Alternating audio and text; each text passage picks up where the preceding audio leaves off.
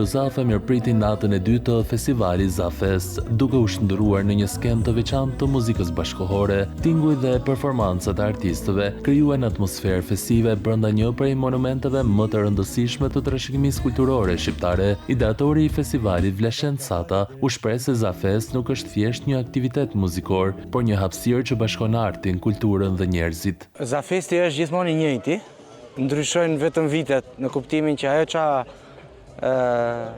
ajo që tenton me dhënë është me i bëj njerëzit bashkë, është me shku te vlera, është me shku bashkë njëri tjetrit, është me nda gjërat bashkë, gjërat e bukura bashkë, me i ndërtu bashkë, me dhënë kurajo bashkë, me i dhënë jetë, me i dhënë frym. Faktikisht e vetmja gjë që Zafestin e dallon në tërësi është shpirti që ka.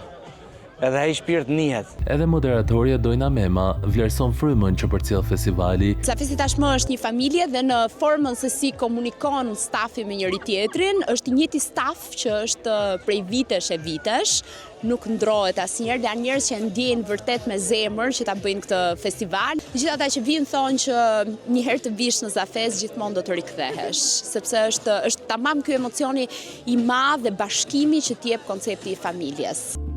Nata e dytë u pasurua nga performancat e artistëve të njohur me styre Shpadeta dhe grupi francez Nouvelle Vague. Zafest përmbyllet me natën e tretë sërish në Kalan Rozafa. Festivali po e kthen Shkodrën në një qendër të rëndësishme të kulturës dhe muzikës bashkëkohore.